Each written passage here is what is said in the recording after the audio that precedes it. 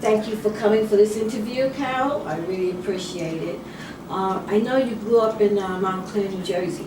Yes. Can you tell me a lot about it? You know what, it was so funny because I had went to a show and talked to a booking agent that is booking a show, I think the end of this month in Montclair, New Jersey. And I think Tavares is on this show, and Vance Jolie, and Bonnie Pointer, a couple other people. And I told her, I said, you know, that is where I'm from. I am from Montclair, New Jersey. I said, there's only 2 theaters there, but you're having a show at the Wellmont, that's one, and there's another theater, which is the Claremont. That's it. That's it. And I told her, I said, I hope that you made flyers and everything and got it out to the surrounding areas because the people in Montclair, it's so small. One high school for everybody, which I graduated from, and my oldest son also did from that Montclair High School. But it's it's a very, very small town. And I just wished her luck with that show. With that Even show. if I was on the show, I don't know if she'd get everybody to come from Montclair. So I guess everybody knows everybody as neighbors. Yes, it is. And when you know, my mom and dad, they still live there. And they've passed away since, but I used to go there when they were still living there, and everybody just about is still there. They didn't really venture out to, well, at least the graduation class that I graduated with. Everybody's just still there. Everyone married within who they knew, and I feel like I'm the one that just didn't stay and went on to do what I do. You have a beautiful voice. I mean, it's awesome. Thank you. Thank you so much. Did you get special training for it? Did you go to voice? No, the only thing I had for music was music lessons. Oh, you did have music Yes, lessons. piano lessons, and I never took voice. I never asked to, but I did want to take piano lessons. And then what happened was my ear, I could pick up on a song, if somebody played it or I heard it on the radio, I could play it on the piano. So I got very bored with going to do scales and classical music with my music teacher. So my mom told me, she says, well, you know what, he says that you're not coming prepared, you're playing the songs of today on the piano. So we stopped the music lessons about maybe, I had it 2 years and that was it. Who influenced you, or I should say, who inspired you as an entertainer? When I was very young, my father took me to the Apollo. I must have been about maybe 12. And we went one Sunday, him and I used to take me like to different places on Sunday, just him and I. And I went to the Apollo with him and I was just mesmerized. I knew that's what I wanted to do. The way they were dressed, the way they sound, the band, the lights, that was what my life. I knew that's what I wanted to do. And how old were you at that time? I was about 12 years old.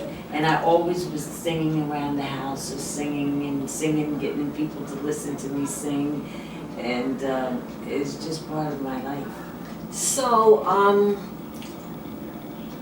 you came to New York or at some point, or no? I lived in New Jersey, so I was in a girls group at a very early age. I think about 14 when I started singing with girls in and around Montclair.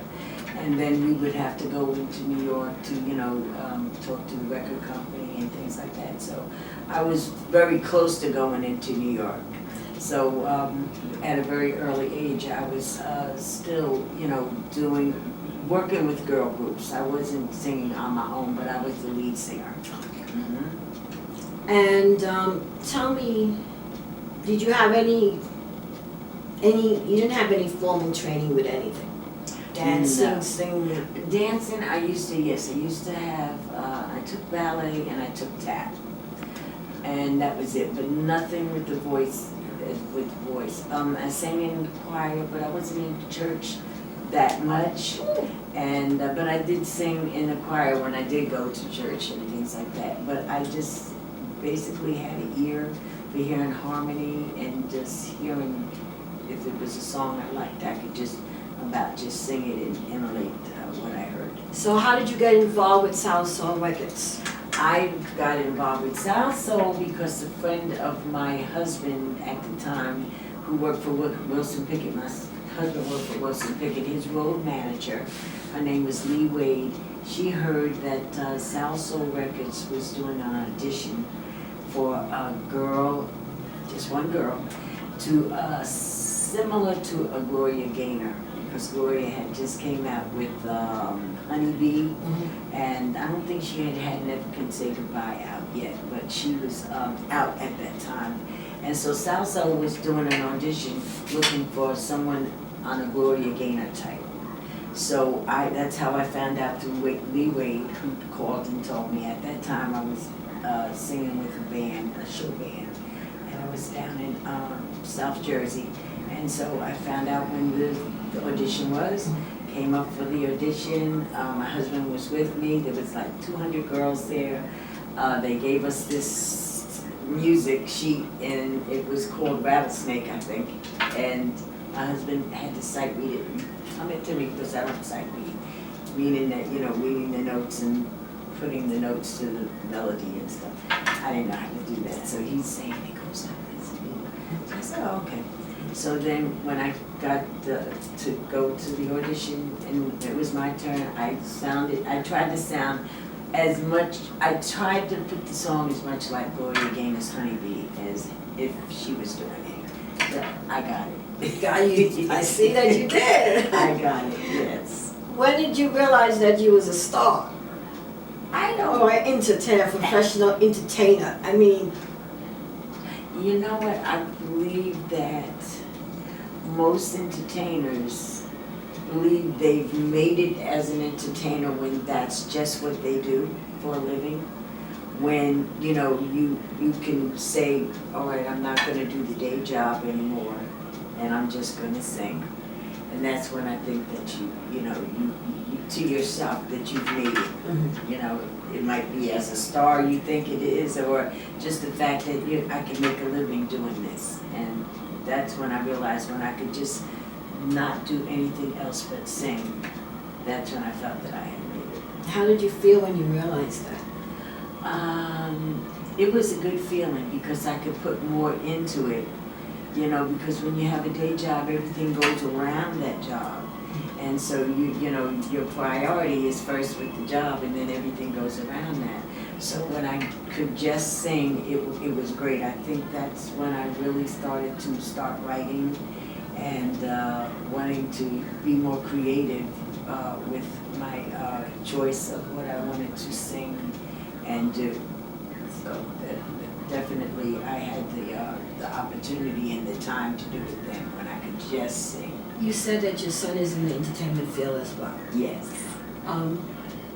What's different? Because there's a big difference between the era of disco and this era, wherein people say they sing and what they do is rap.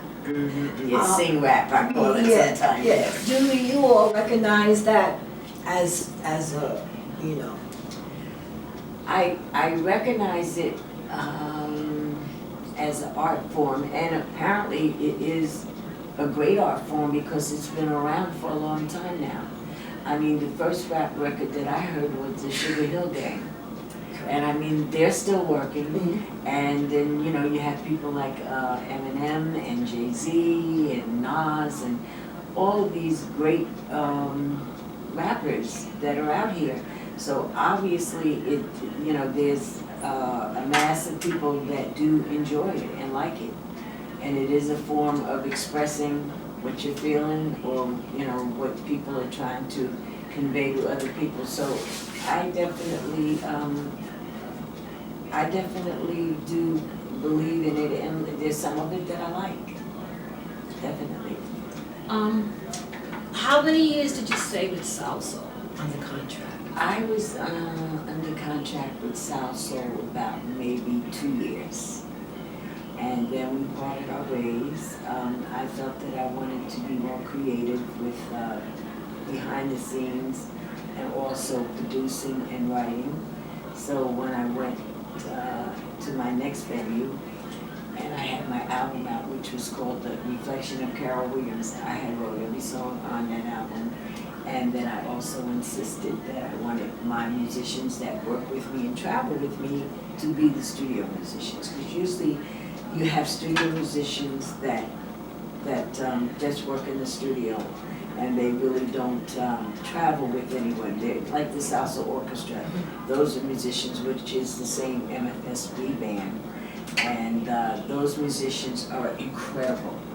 But they, very rarely work with the artists and go out on the road or, take trips and things like that with them. So I felt that my band was well enough to play with me when we did gigs, then they were good enough and well enough to play in the studio with us. So that was another thing that, I wanted to have control of who I wanted to be on my sessions. I know there is a great difference today. A lot of the artists have a lot of control. I mean, it's like from beginning to end. Yes. In your time, did you feel that it was necessary to have all the knowledge, or did you resent the fact that you was unable to do certain things that the record company didn't want to do and you wanted to do? Yeah, definitely. I felt, there was some things on my first album in South Soul that I wanted to do. I wanted to cover one of the Beatles songs, and I begged, because I used to do it on my shows, and they absolutely would not do it. So, and I wrote 3 of the songs on that first album, and I had to beg them to put those on. And it's like there's very few artists, and especially women, that don't get a chance to get some of the material and things that they write on anything, on an album or a single or anything like that. And that was one of the things that I just wanted to do. So I feel that I think that the artists nowadays, it's great that they have more control over what they can do, what songs they want to put out. I think it's great. Now, the money that they make today is awesome. Yes. It's like I feel like there's injustice. Yes, you're right. Because I don't really consider them singers, rappers. I don't. Yes. I mean, we have so many R&B artists. I mean, which sing, they sing, Yes, yes. And you all did not get that type of money. No, and still don't. The rappers are definitely, well, like I said, there's definitely a market and a mass of people that love that music. And it just tells by the ticket sales that, when they go into like Madison Square Garden or these big venues that they're going into, they are pulling the people. They are definitely pulling the people in, so there are people that love them. And it's just, a shame that, artists that really have sing and play instruments and do things like that, they are not able to make the kind of money that some of the rappers do make. I thank you very much for this interview, Carol. Carol Williams, a day spent with you is beautiful. You're fabulous. Thank you so much. Can I just say one other thing? Of course. I'd like to tell everybody that, and I think there's 2 books out. The first book is The First Ladies of Disco, and it's by James Arena. It's been out for maybe almost a year now, and it has 40 artists that all talk about themselves in their own chapter, which I thought was a great idea. He had everyone do their own chapter on the disco era. And then there's another book called The Legends of Disco, and that's where Double Exposure, some of the men are, and some of the people behind the scene are in that book. So it's a really great reading. It's on Amazon.com, and it's doing very well in the other countries, like over in France and everything. But if you're into the disco era and that was your era, please pick up either one of those books or both, because it really tells each girl. The first one is just the ladies, so each girl tells about that era. Gloria Gaynor's in the book, Carol Douglas, Martha Wash, Linda Clifford, all your favorite people. That's wonderful. Yes. I'm definitely gonna read it. Well, you know what? I'm gonna give you one. I'm gonna make sure that you get Thank one. you, Okay? I thank should have you. brought one over here for you, but I will definitely. Well, bring we're gonna talk again. Okay, Probably in definitely. August when you do the show in Brooklyn. Okay, great. I'll That'll come be back great. and do a little quickie interview. Oh, that would and, be fantastic. right. Well, thank you so much for having me. Thank you.